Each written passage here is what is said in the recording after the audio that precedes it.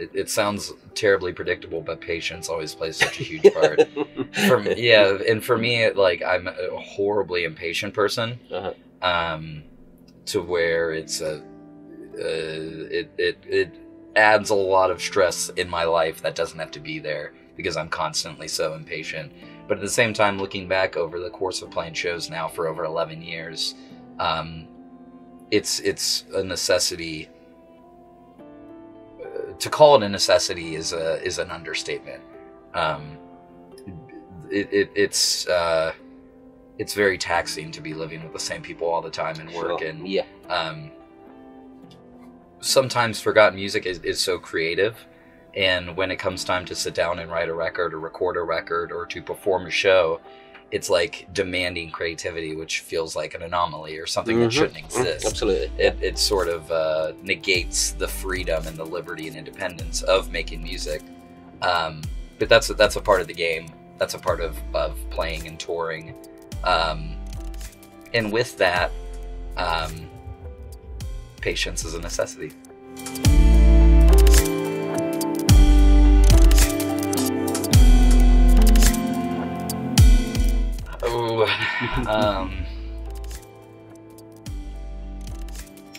I think, you know, advice doesn't...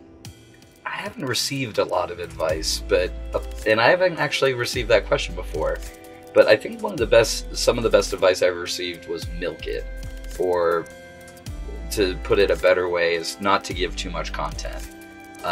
So don't put out a record every year, don't overwhelm people or suffocate people. There are a lot of really cool bands like Boris, who will put out like 3 records in a year or something, and it isn't to put that down or discourage that. But I know that as we continue to grow older and have 6 full lengths, 2 EPs, a live DVD and everything, don't be greedy, I guess. Milk it. Let people take things in at their own pace, and be respectful of that. I feel like as far as the worst advice, I feel like I'm usually pretty forthright, and people know my kind of reputation and my thought process. So a lot of people wouldn't waste their time giving me bad advice. I think a lot of times, people will say, kind of bite the bullet, tour with bad bands, if it, makes you money, bite the bullet and make a record you don't really love but might sell more if it more appeases to certain parts of your history that were more successful than other parts of your history. I would consider all that bad advice, but I don't think anyone would be so foolish as to recommend it to me.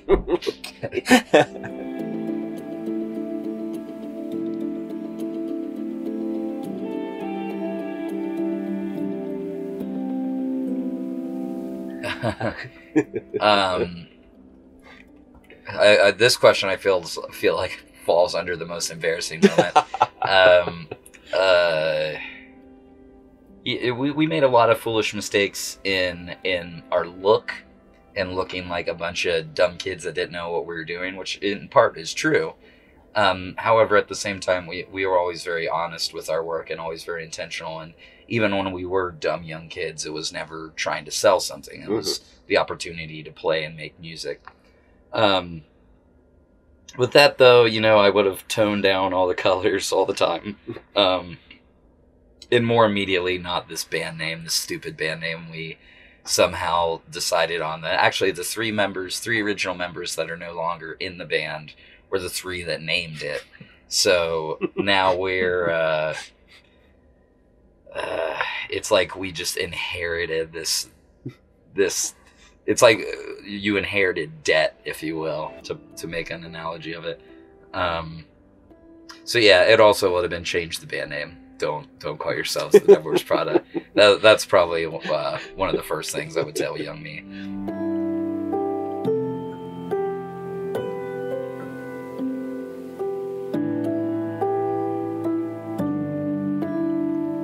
I don't think that it has to be one or the other. I think that being instinctual, it can be a smart business decision. at a certain point, you know, like I've got to feed myself. I have to feed my dogs and be a independent 27-year-old person. So it would be foolish to say there is no business considered in making decisions, because it is a lot, and we try to be very intentional and try to be as intelligent as possible. But at the same time, I think that the difference between being instinctive and being very business-minded is at one point you might lose spontaneity, and I think that's a part of the creative expressionism that's extremely important. And while still being smart business-wise, you can always implement being instinctive or being spontaneous in the live show or recordings. And I think that that kind of thing is also looking through the history of music, like the one guy that's like, hey, how about just doing it that way? And then, you know, it creates something huge. So maintaining spontaneity is extremely important. But again, I do have to recognize the fact that I have a mortgage to pay.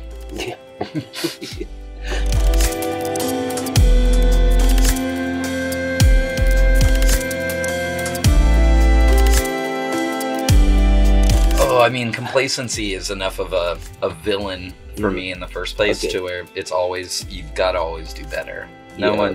Nothing great ever came from a person that said, I'm the best, I nailed it. You know, end all be all done. That alone has me always wanting to drive to perfect myself or to be better as a musician or as the singer in this band. If it's, I learn a lot reading. I read pretty often, and I feel like that's a lot of practice for what I do vocally and as a lyricist. And then the same as far as playing guitar. I love playing guitar. I try to play as much as I can live these days, and trying to practice a lot, and I really enjoy it. It's not even like an exercise or discipline that I don't welcome, because I do enjoy it so much. That kind of practice and that discipline is very important to always learn and try to be better.